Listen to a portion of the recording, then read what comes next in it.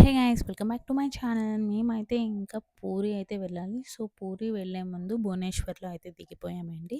So ఇక్కడ మనకి Lingaraj temple and Sakshi Gopal temple అని 2 టెంపుల్స్ ఉంటాయి. మేమైతే లింగరాజ్ టెంపుల్కి అయితే స్టార్ట్ అయ్యాము. ఇక్కడ మనకి ఊబర్స్ అన్నీ కూడా అవైలబుల్గా ఉంటాయి. సో మేమైతే ఊబర్ బుక్ చేసుకొని లింగరాజ్ టెంపుల్కి అయితే స్టార్ట్ అయిపోయాము. ఇక్కడ ఎలాంటి టికెట్ ఛార్జెస్ ఎలాంటివి కూడా ఉండవు. బట్ ఫోన్స్ అయితే నాట్ ఎలో అనమాట. మేము కూడా ఎలో లేదు కాబట్టి మేమేం చేసామంటే ఫోన్స్ అనేది కౌంటర్‌లో ఇచ్చేసాము. అండ్ బ్యాక్ సైడ్ వ్యూ అయితే మీకు మంచిగా షార్ట్ టు షార్ట్ అప్‌లోడ్ చేసి పెట్టాను. నా షార్ట్స్ అయితే చెక్ చేయండి. మీకు డీటెయిల్‌గా మొత్తం వ్లాగ్స్ అయితే తీశాననమాట. అండ్ ఇక్కడ మేము డబుల్ డెక్కర్ బస్ అయితే ఎక్కాము. పూరి రీచ్ అవ్వడానికి 300 మీటర్స్ అలా పడుతుందనమాట. మేమైతే బస్ తీసుకున్నాము. అండ్ ఇక్కడి నుంచి మొత్తం ఇంకా రష్‌గా ఉండడం వల్ల మాకు ఛార్జెస్ అయితే చాలా ఎక్కువ చెప్పారనమాట. అందుకని మేమేం చేసామంటే ఇంకా ఏదో ఒక ఊబర్ అనేది బుక్ చేసుకున్నాము. అక్కడికి వెళ్ళాక ఊబర్ అనేది దొరికింది. ఫైనల్‌గా మా రూమ్‌కి అయితే విజిట్ అయిపోయాము. ఈ రూమ్ కూడా చాలా మంచి రివ్యూస్ అయితే ఉన్నాయండి.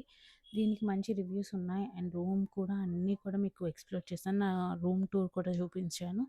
అండ్ మీకు అరౌండ్ ఈ రూమ్ చార్జెస్ ఇవి అన్నీ నేను డిస్క్రిప్షన్‌లో పెడతాను. చెక్ చేయండి. దీనికి కూడా మంచి రివ్యూస్ ఉన్నాయి. మేము అన్నీ సెర్చ్ చేసుకొని అయితే వెళ్ళామండి. అండ్ ఇది మార్నింగ్ లేవగానే మేమైతే శ్వేతగంగా తీర్థం అనేది ఉంటుంది. సో అక్కడికైతే వెళ్ళాము దర్శనం చేసుకోవడానికి. అండ్ పూరి జగన్నాథ స్వామి టెంపుల్ దర్శనం చేసుకునే ముందు ఇక్కడికైతే రావాలంట. సో మేమైతే ఈ శ్వేతగంగా తీర్థంకి అయితే వస్తాము. ఇలాంటివి 5 క్షేత్రాలైతే ఉంటాయండి.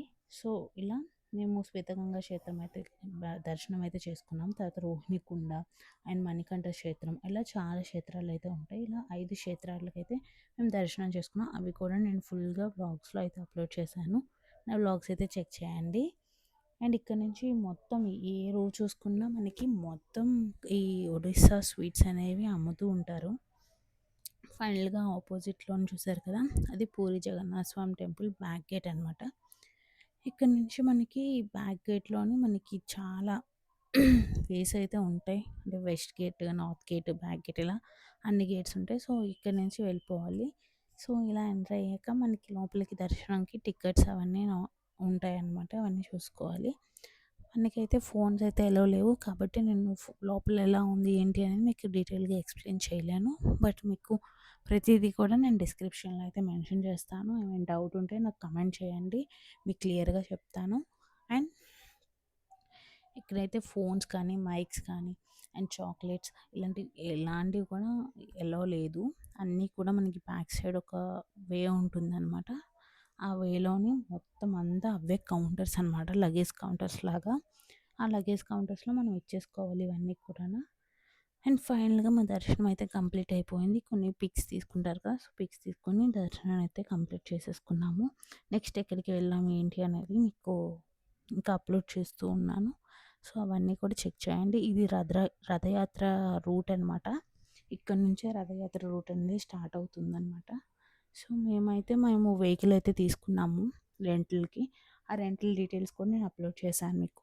సో, ఈ వే అయితే తీసుకోవడం వల్ల మీకు ఫుల్‌గా ఎక్కడెక్కడ ఉన్నాయి అన్నీ మేము గూగుల్ మ్యాప్స్‌లోని సెర్చ్ చేసుకున్నాం కాబట్టి మాకు ఈజీగా కొంచెం అన్ని ప్లేసెస్ కవర్ చేయడానికి అయిపోయింది. ఇది మణికంఠ క్షేత్రం అంటారు. ముందు చెప్పినట్టు మీకు రోహిణి క్షేత్రం అండ్ మణికంఠ క్షేత్రం అండ్ ఇంకేంటి శ్వేతగంగా తీర్థం ఇలాంటివన్నీ ఉంటాయి కదా! సో, అలా ఇందులోని వన్ ఆఫ్ దిస్ ఇదొకటి కూడా.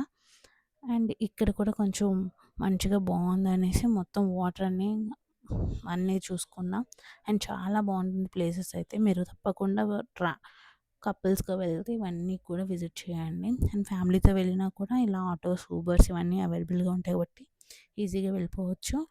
అండ్ నెక్స్ట్ ఇక్కడ నుంచి మేము ఎక్కడెక్కడికి వెళ్ళాము ఏంటి అనేది కూడా మీకు మొత్తం డీటెయిల్స్‌గా షార్ట్ టు షార్ట్ అయితే అప్‌లోడ్ చేశాను.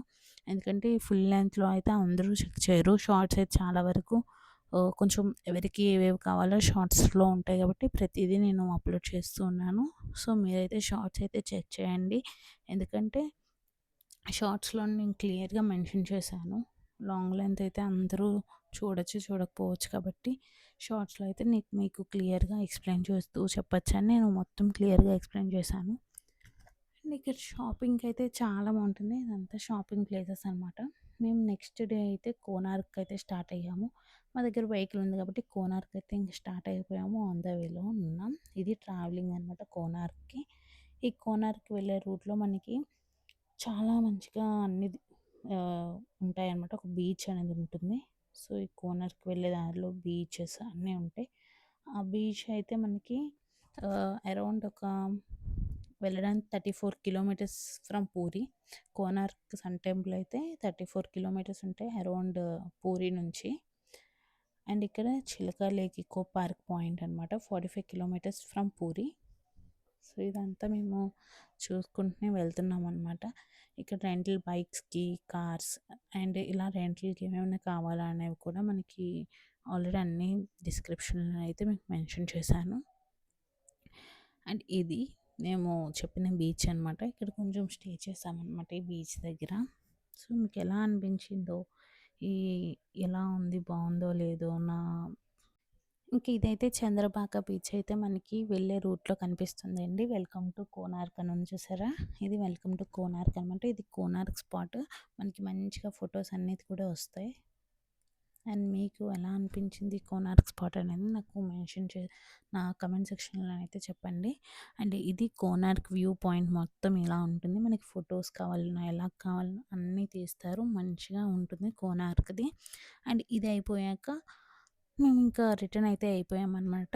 డైరెక్ట్గా భువనేశ్వర్కి వెళ్ళాం. భువనేశ్వర్ నుంచి వైజాగ్కి అయితే డైరెక్ట్గా రిటర్న్ అయితే అయిపోయాము. మేము వచ్చినప్పటికి అరౌండ్ మార్నింగ్ 4 అలా అవుతుందన్నమాట. Okay, thank you. Subscribe to my channel. నా వీడియోస్ మీకు నచ్చినట్టయితే సబ్స్క్రైబ్